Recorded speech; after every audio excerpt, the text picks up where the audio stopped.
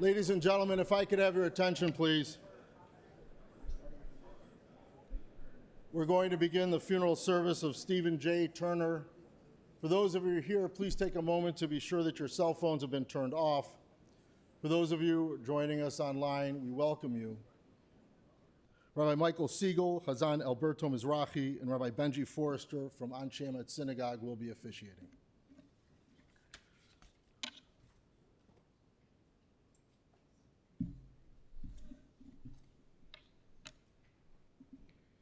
מזמור לדוד, אדוני רבי לא אחסר, בנאות דשא ירביצני, על מי מנוחות ינעלני.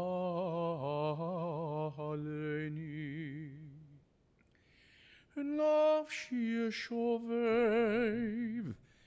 ינחני במגלי צדק למען שמו, גם כי אלך בקצה למוות, לא ירא רע, כי אתה עמדי. שבטך ומשענתך, המה ירא ינחמוני.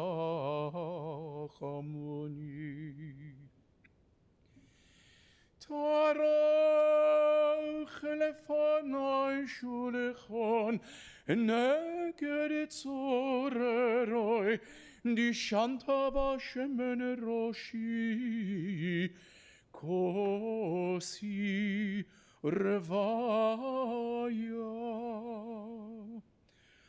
אך טוב וחסד ירדפוני כל ימי חיי, ושבתי בבית אדוני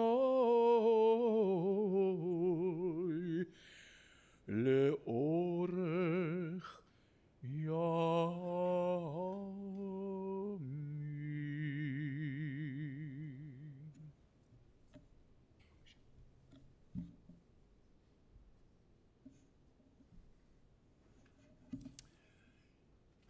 In your booklets, you'll find the 23rd Psalm on the inner page. I invite you to join me as we read together. The Lord is my shepherd, I shall not want. He maketh me to lie down in green pastures. He leadeth me beside the still waters. He restoreth my soul. He leadeth me in the paths of righteousness for his name's sake. Yea, though I walk through the valley of the shadow of death, I will fear no evil, for thou art with me. Thy rod and thy staff, they comfort me. Thou preparest a table before me in the presence of mine enemies. Thou anointest my head with oil, my cup runneth over. Surely goodness and mercy shall follow me all the days of my life, and I shall dwell in the house of the Lord forever. Today we gather to perform the mitzvah of Livia. That is, the mitzvah, the commandment of escorting a person on their final journey. And this we do with Stephen Turner. And as we walk with Stephen today, we also walk with his memory. There isn't a person in this room that doesn't have a memory, who couldn't tell you a story about Stephen. This room is decorated with his artwork. Here before me is this extraordinary piece of art worthy of M.C. Escher and Stephen Turner. Over on the side, there's a desk that Stephen created for David Jacobson that usually is upstairs here in his office, or that beautiful egg-shaped piece of art, all part of the genius of this man. All of us have our own memories that we walk with today. But it's Stephen's family that bear the weight of memory most greatly today. So on this day of parting, we look to you, Diana, and we pray for your comfort in these difficult days. I loved how the obituary read, beloved husband and best friend.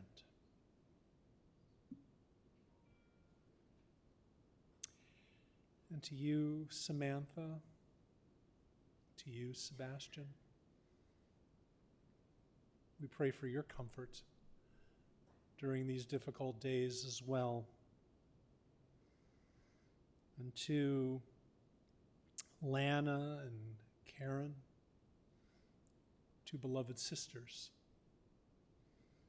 we pray for your comfort during this difficult time.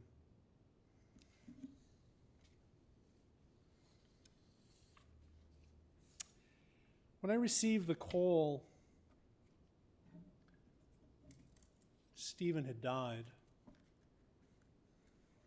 Though I knew of the severity of his illness,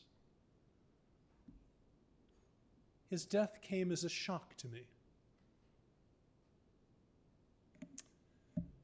It was just hard to comprehend that death had come. And I imagine that others of you shared that shock, even though you knew how serious his illness was. And I think the reason is that Stephen was so filled with life. His eyes never lost their focus, never failed to see the beauty that surrounded him. His heart never stopped feeling the love of his children, of Diana, of the people in his life. His curious mind never stopped asking questions, or engaging, or laughing.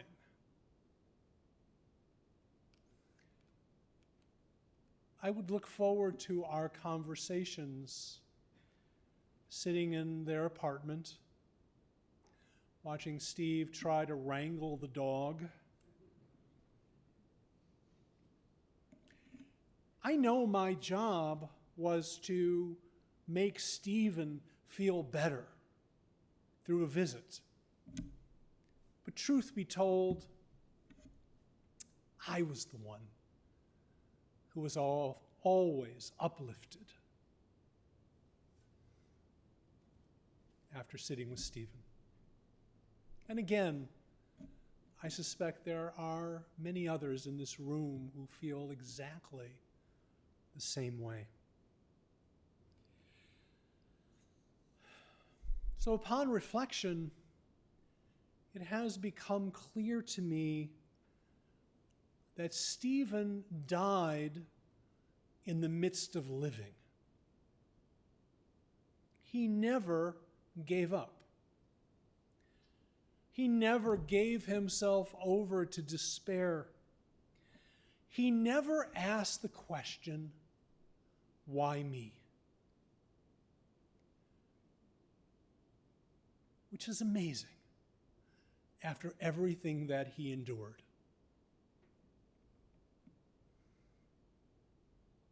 Faced with a terminal unrelenting illness. One example, Stephen kept his woodworking studio open long after he could actually use it, because he always planned to get back to it one day. That was his attitude. In this way, Stephen reminds me of Moses at the end of his life. You know, Moses had every reason in the world to be angry, to be frustrated as to how his life was ending. He had faced Pharaoh, split the sea, brought the Torah down from Sinai, led the children of Israel in the desert for 40 years, but was denied entry into the promised land. And yet, in his final oration, Moses does not express anger. He doesn't engage in self-pity. No. Moses instructed the people, "V'chartam b'chayim," you will choose life. You will choose life. And I think that Stephen chose life each and every day that he was given, even in the midst of illness. He never stopped smiling, never stopped clinging to life. Consider the way he faced his illness. Stephen was willing to expose himself, to give himself over to every experimental drug regimen, no matter the toll it took on him, because he chose life. Stephen and Diana got married, knowing that their time together would be limited. I remember standing under the chuppah in my study and marveling at the power of their love, the passion that they felt for one another. People who were, just as the tradition described them, re'im ha'avim, loving friends. That mystical union that defined your relationship. Diana, you were so important to Stephen. You were such a blessing to him, and he was to you. You never tired of talking or listening to one another. Diana, as you put it, you and Stephen shared a once-in-a-lifetime love. And even though death has taken him from you, and again, these are your words, you will forever be his wife, and he will forever be your husband. So when Stephen said to you not long ago that he wanted to go fly fishing one last time, Diana, you didn't say to Stephen, "Are you kidding? Do you really think that's a good idea?" You said, "Let's do it." So you rented a beloved place in Wisconsin, and you had a fisherman set Stephen up so that he could fly fish from a chair.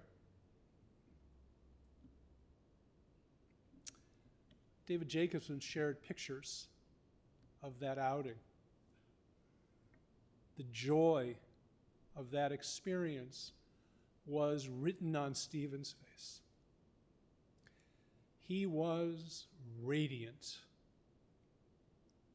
That smile. And then back to the cabin where you were preparing dinner.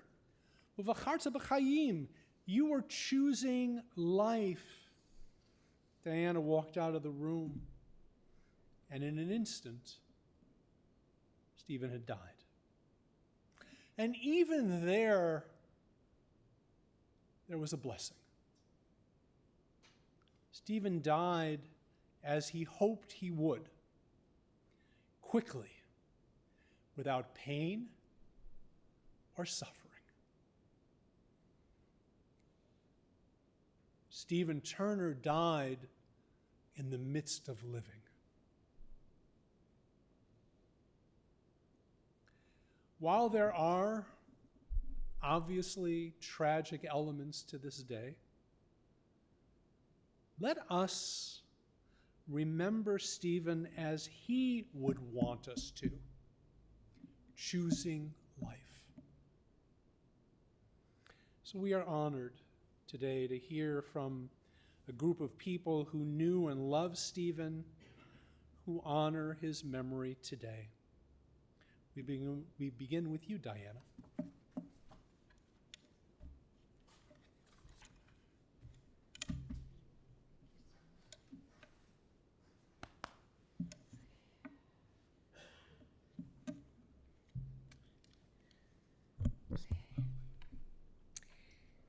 Steve, my sweet husband, I'm so thankful you came into my life.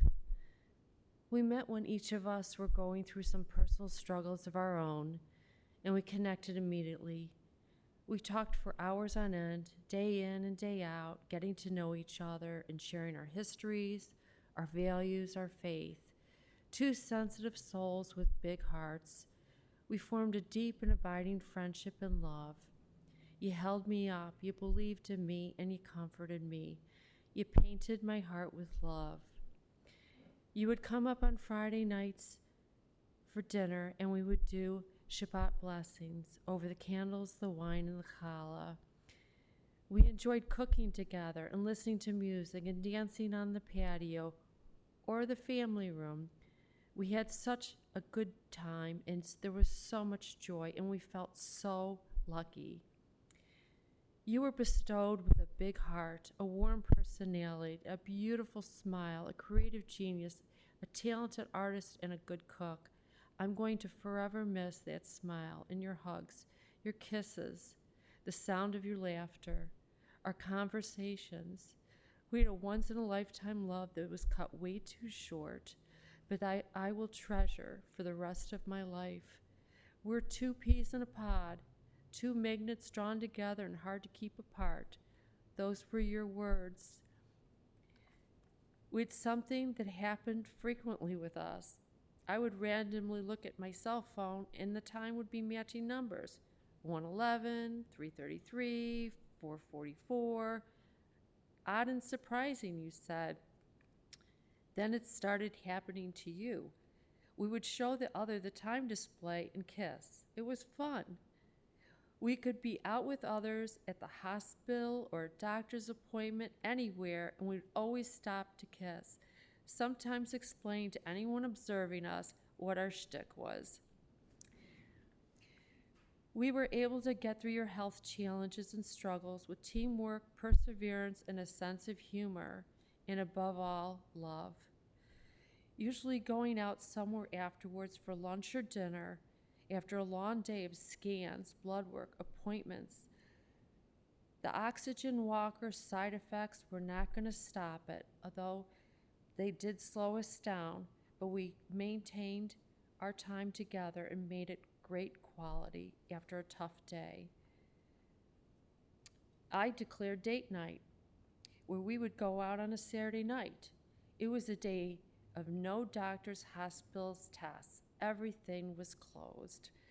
Just like the old days, pre-cancer. You loved it, and we had fun. In the last couple weeks, you started feeling you were losing the battle. You recently worried out loud about leaving me alone. Just 2 days before you passed, you said you were going to miss me. You worried about me continuing on alone, one half of us missing. I tried to assure you that I would not be alone, that you would forever live in my head and in my heart, and you would be always with me, and that I would continue to talk to you. You had a lot of anxiety about how the end would come, whether you would have drainage tubes in your chest, not be able to breathe, have a stroke, or suffer. You didn't want to be in pain. You recalled a friend that had passed away from a sudden and massive heart attack and was gone before he knew it. You said you wanted the same ending. You got it, honey. You got it. You couldn't have written a better ending.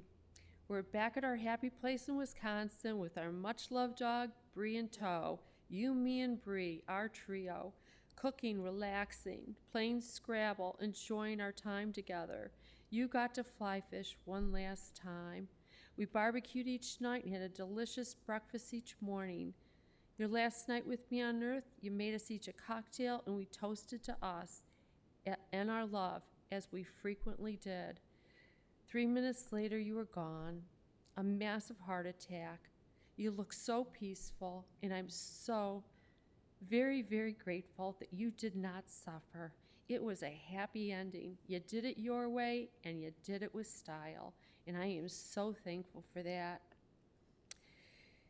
You will be forever missed. You are totally irreplaceable, and my life will be less. You're one of a kind. I'm glad I walked the final journey with you. Our time was fleeting, but there was a lot of quality and a lot of love.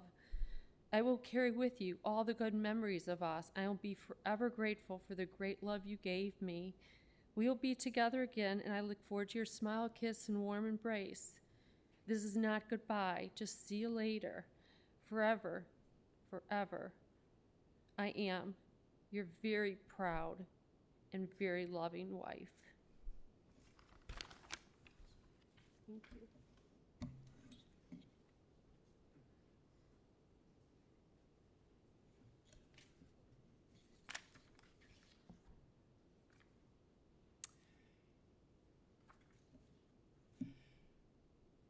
Diana, thank you. We're going to call on a cousin, David Grossman, to share with us.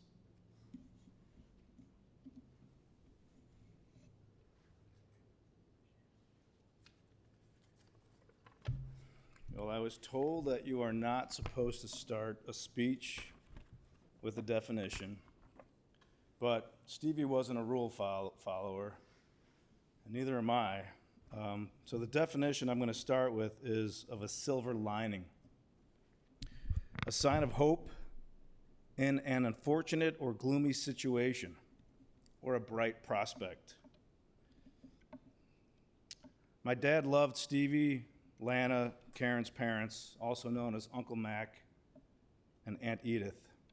I know my dad looked at them as second parents. My dad loved Stevie too. He was the brother that my father never had.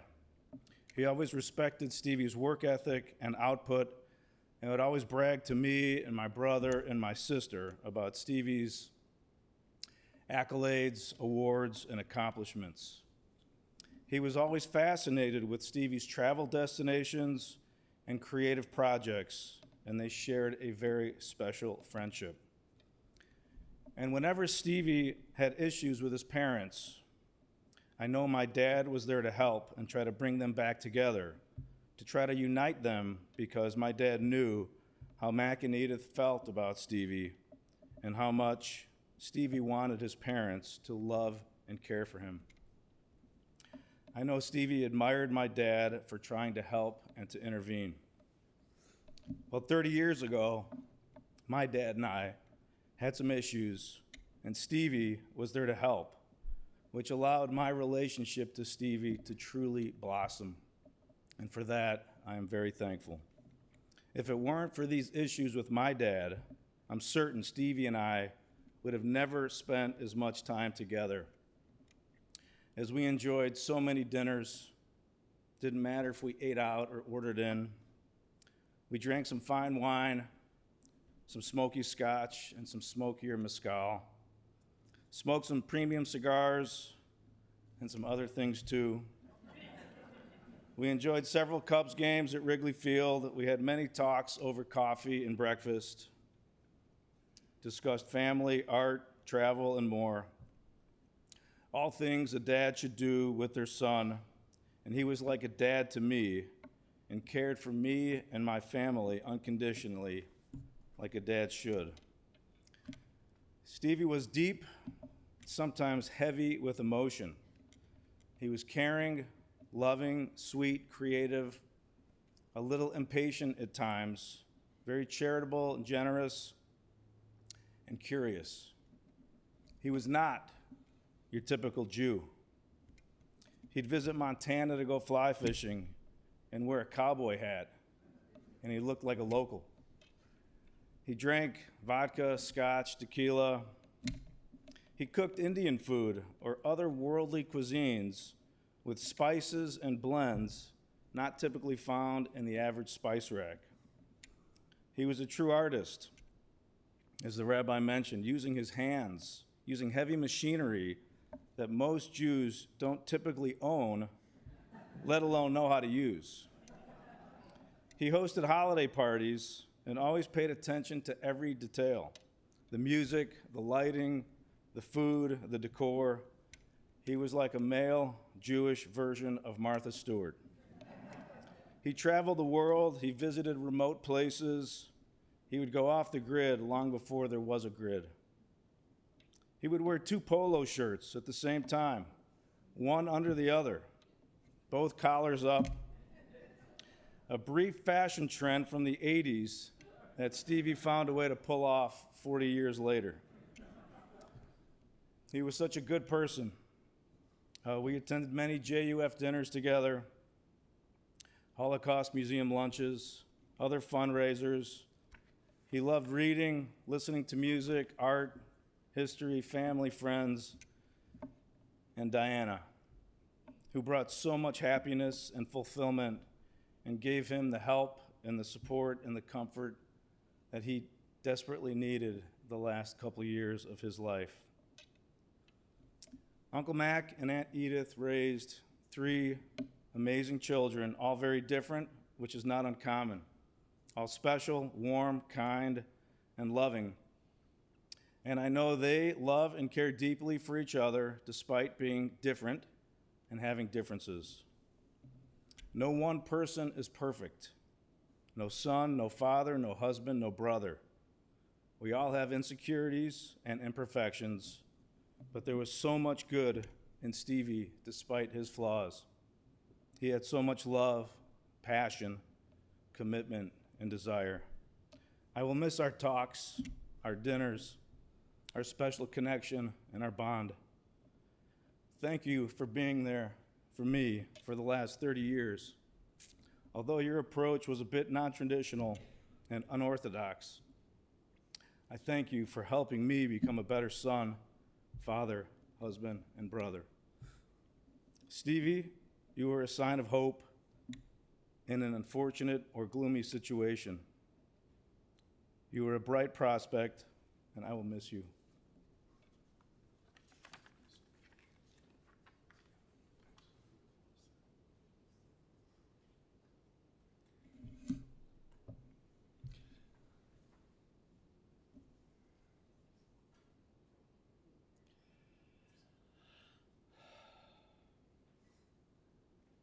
Next, we'll hear the words of a good friend, Dennis Allen. Rabbi Benji Forrester will read them for us.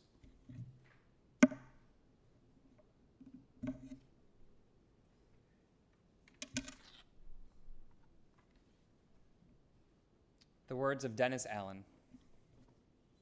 If I may, Thursday marked the end of a beautiful, unlikely friendship. Christian, Jewish.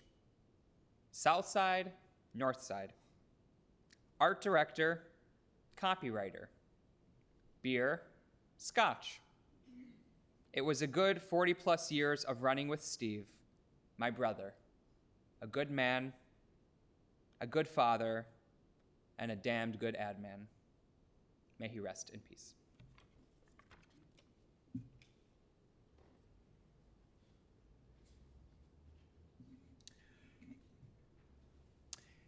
It'll be our privilege to hear from Jim Thompson, a friend going way back.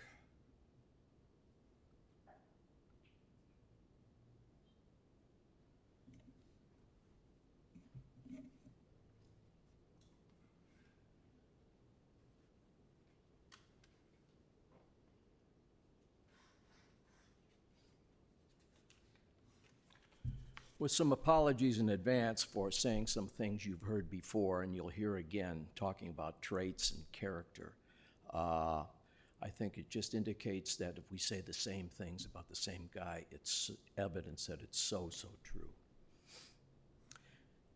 Steve Turner grew up in the 50s, a little boy in a working class neighborhood on the north side of Chicago.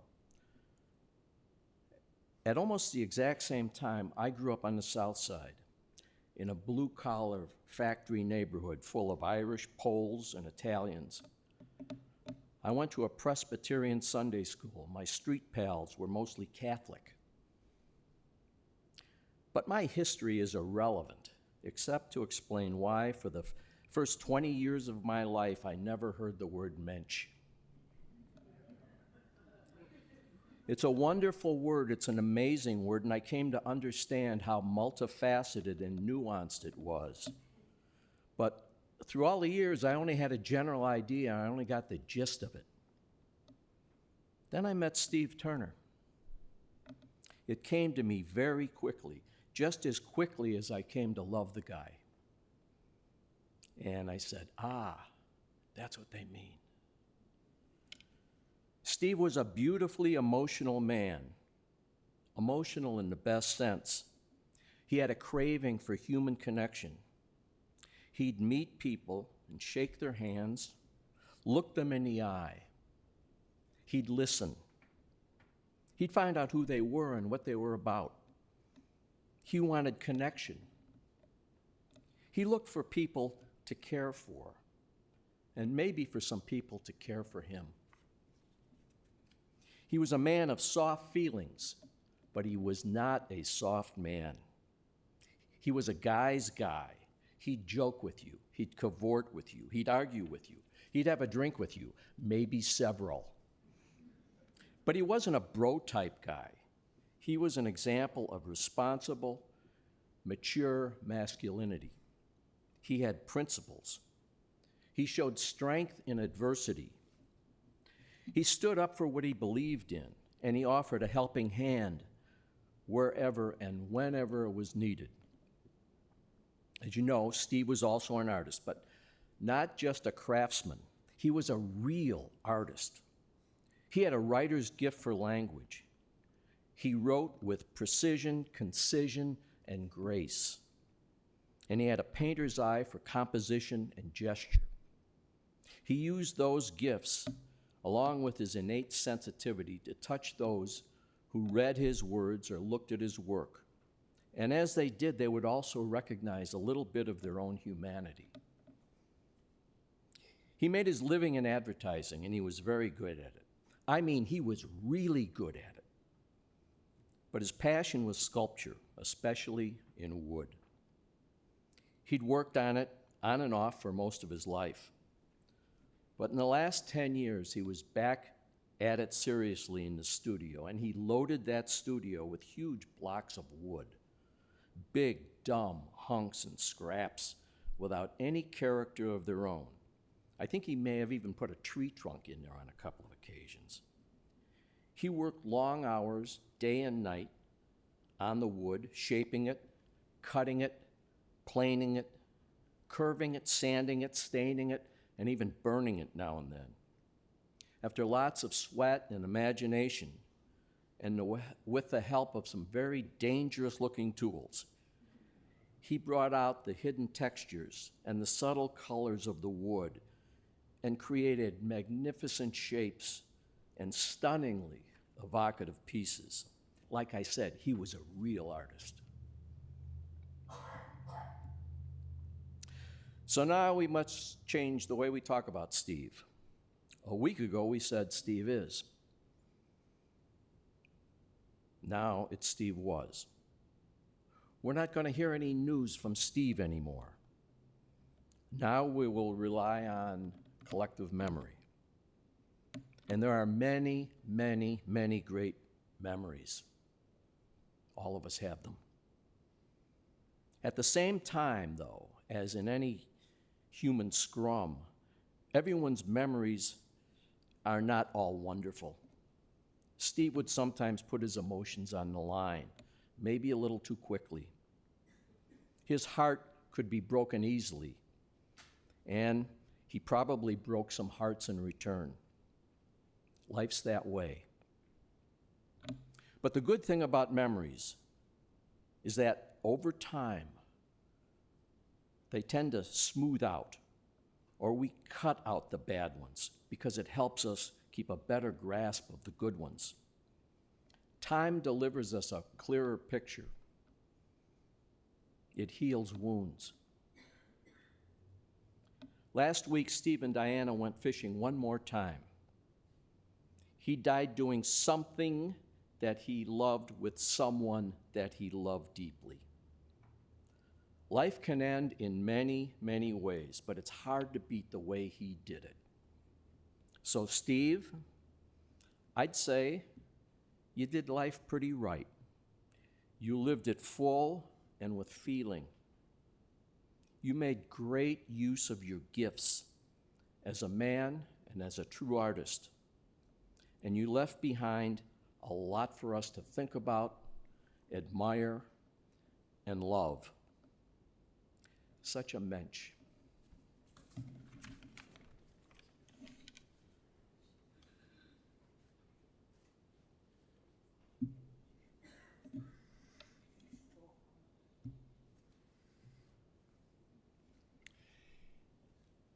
Jim, thank you for a menschlich talk.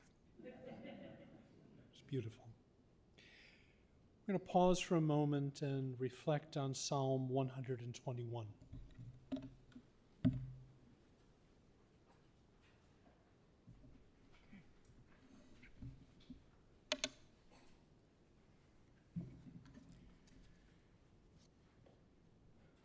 שיר אל המעלות, אשא אל ההרים, מאין יבוא עזרי. עזרי מעם אדוני, עושה שמים וארץ.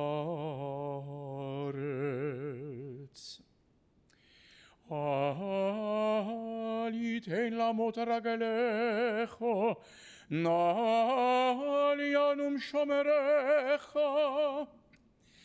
הנה לא ינום ולא יישן, שומר ישראל.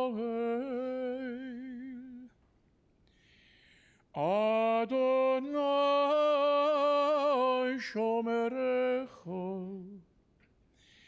אדוני צילך על יד ימינך. יומם השמש לא יככה, וירח בלילה.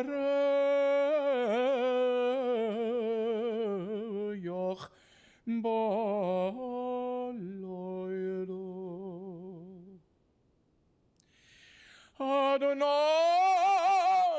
ישמרך מכל רע, ישמור את נפשך. אדוני ישמור צאתך ובואך מעתה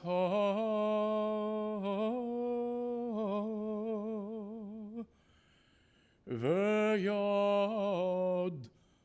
עולם.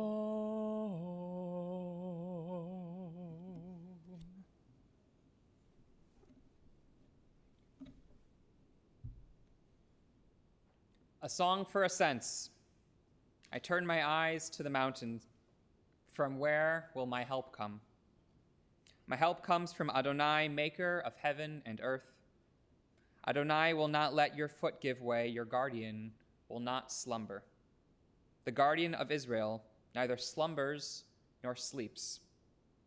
Adonai is your protection, a guardian at your right hand. By day the sun will not strike you, nor the moon by night. Adonai will guard you from all harm and guard your life. Adonai guards your going and coming, now and forevermore.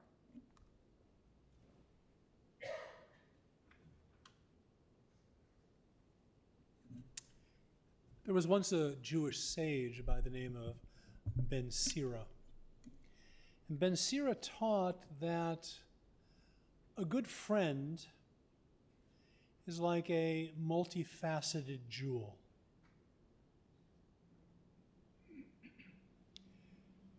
David Jacobson was such a friend to Stephen, an extraordinary friend who honored him in life and cared for him in extraordinary ways in death. It's our honor to hear from David now.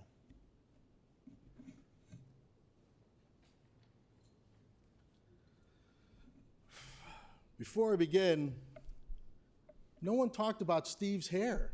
He had great hair. I've never met anybody with stage 4 cancer, lung, brain, spine, with everything that went through. He had the best hair, and he never lost it. There are many characters we read about in the Torah. There's an individual that I find amazing. Bezalel was a young man chosen by God to build the Ark and the Mishkan, which was a temporary and movable holy temple, the holy container that held the 2 sets of the 10 Commandments. Bezalel was specifically chosen because he was a child with no preconceived notions.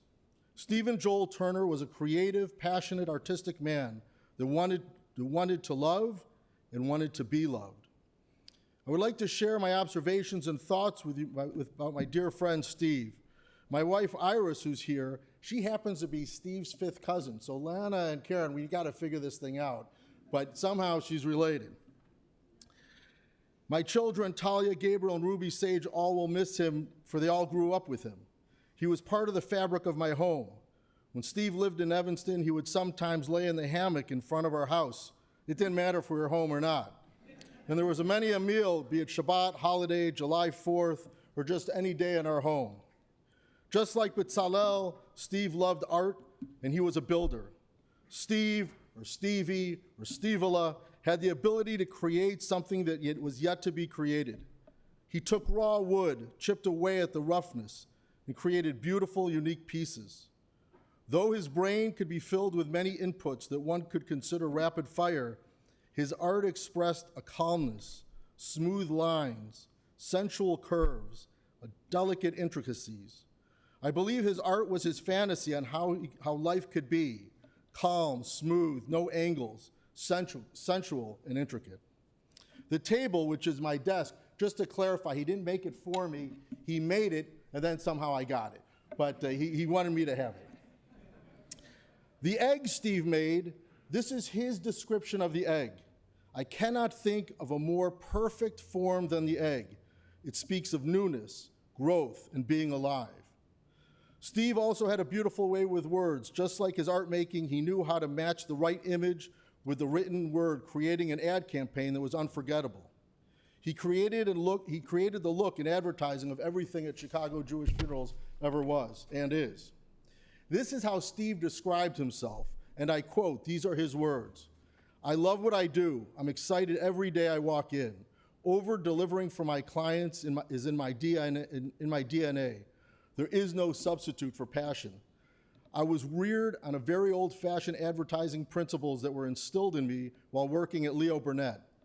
Deliver the best advertising, best client service, best research, best whatever it is, bar none, and do it with humility. And I still get somewhat anxious with every new assignment, as if it were my first time creating something and the whole world is watching. It better be good, damn good. Now, isn't that the kind of creative person you want working on your stuff? When I'm not working, I love to fly fish in Montana, Mexico, create furniture, sculpture, and explore the best Chicago has to offer. Oh, and much more to the chagrin of the CSO. I gave up my studying violin years ago. I'm a former vice president and creative director at Leo Burnett. During my 20 years at this international advertising agency, I launched 14 major campaigns for such high-profile clients such as Miller Brewing, Procter & Gamble, General Motors, Nestle's, Pillsbury, Philip Morris, International, and StarKist. I earned a reputation as a worldwide troubleshooter for both international and domestic agency clients.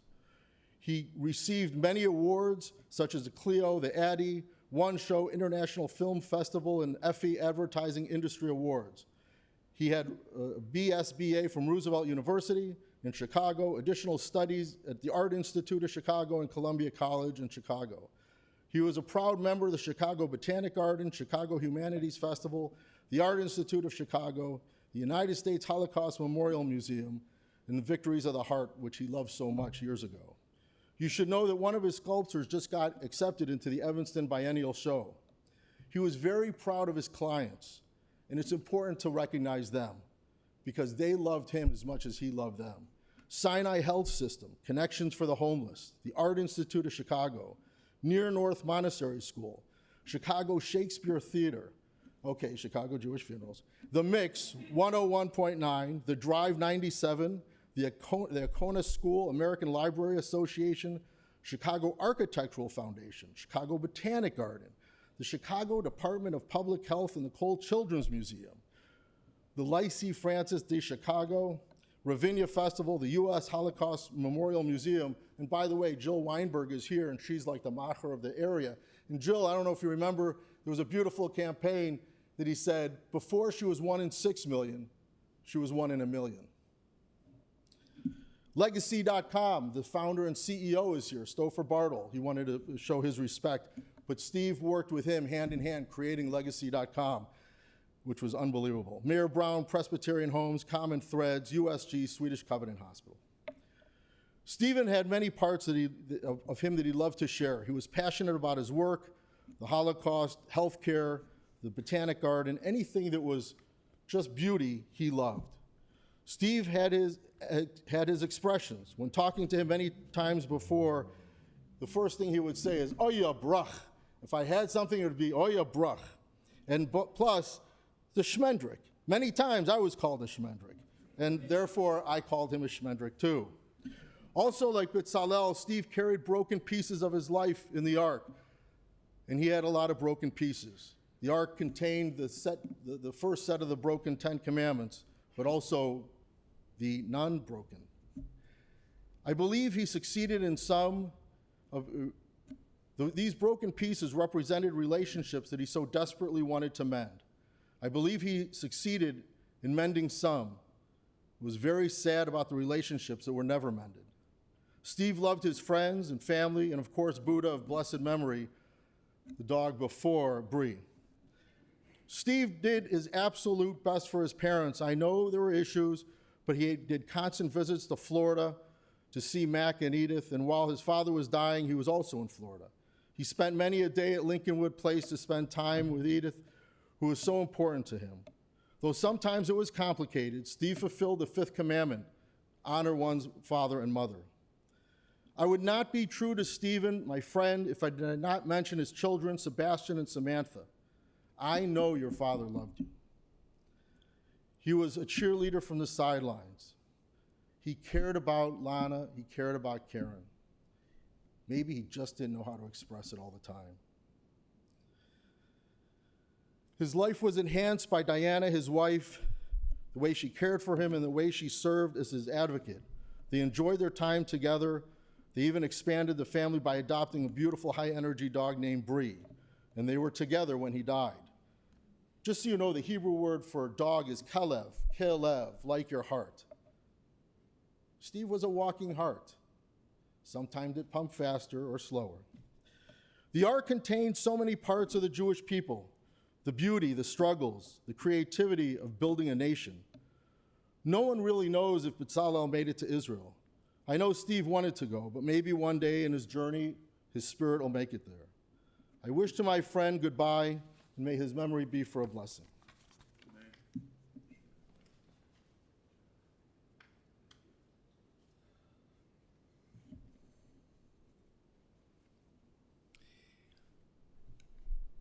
Thank you, David. What a privilege to hear all of these remarkable talks and memories of Stephen. I want to end with a teaching from our tradition. Because Stephen had a very Jewish heart. He cared deeply about the Jewish tradition and the Jewish people. He worked for the ADL.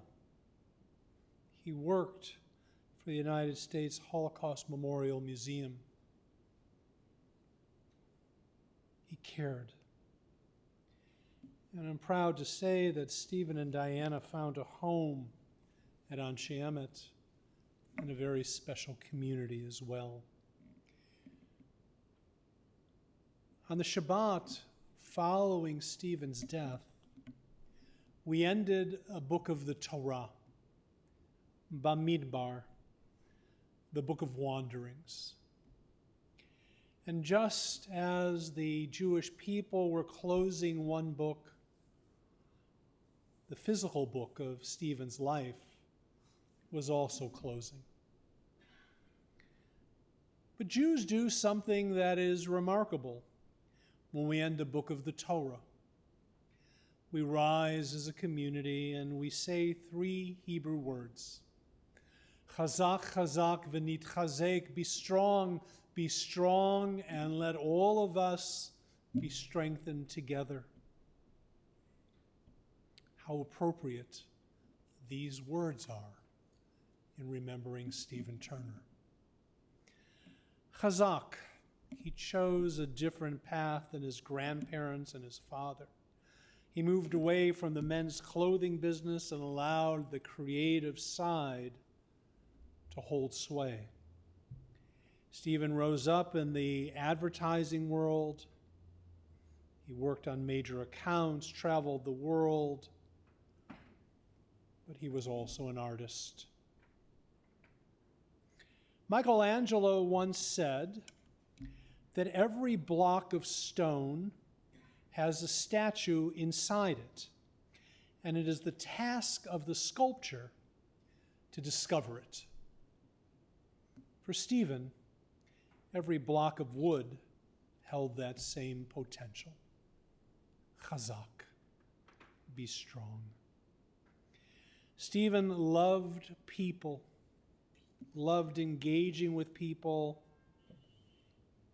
cared deeply about them, especially his children, who he talked about regularly. It is true that Stephen could be cantankerous at times, but the love was always there. V'nitchazek. Looking back on Stephen's life, he enriched all of us, not only through creativity or beauty, but I believe his example of how to choose life in the midst of challenges should not only inspire us, but strengthen us as well.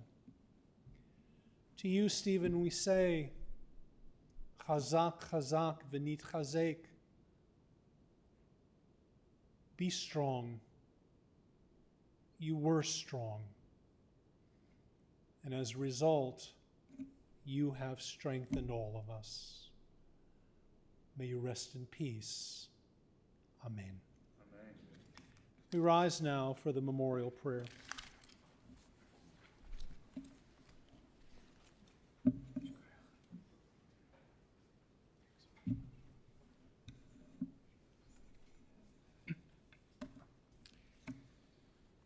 אל מלא רחמים, שוכן במרומים, המצא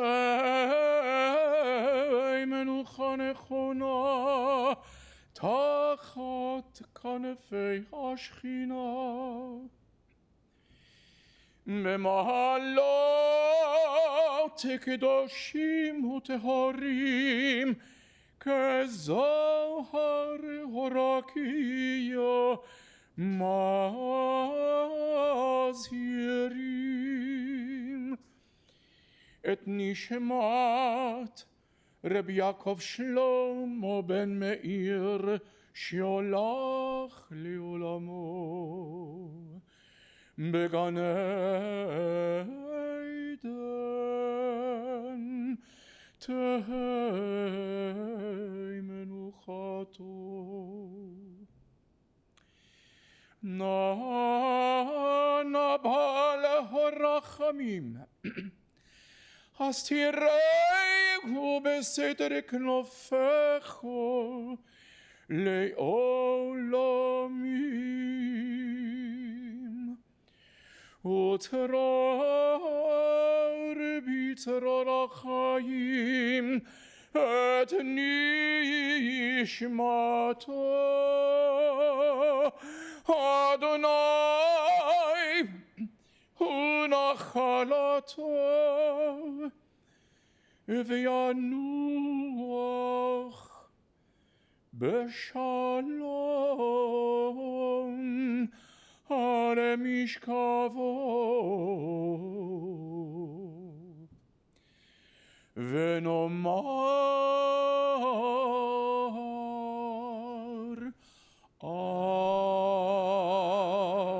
Amen.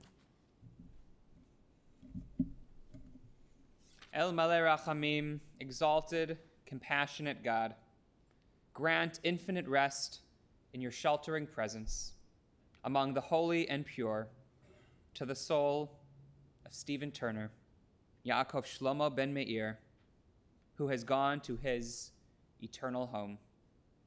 Merciful One, we ask that our loved one find perfect peace in your eternal embrace. May his soul be bound in the bond of life. May he rest in peace, and let us say, Amen. Amen. You may be seated.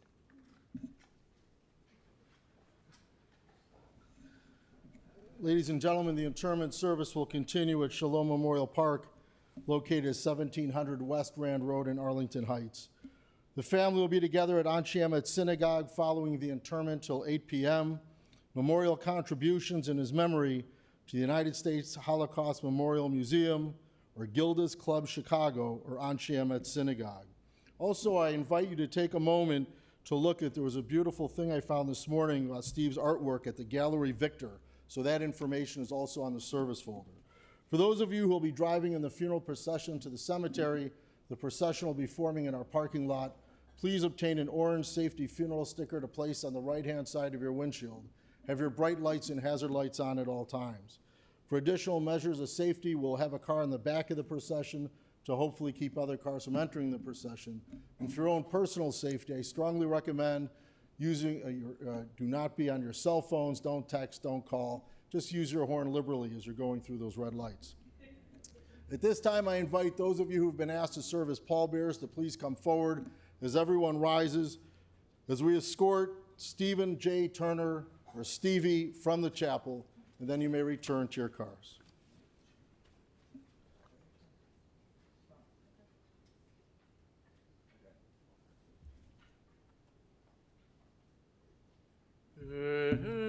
Esaenai el harim meyayin yavo ezri Esaenai el harim meyayin yavo ezri ezri meyayin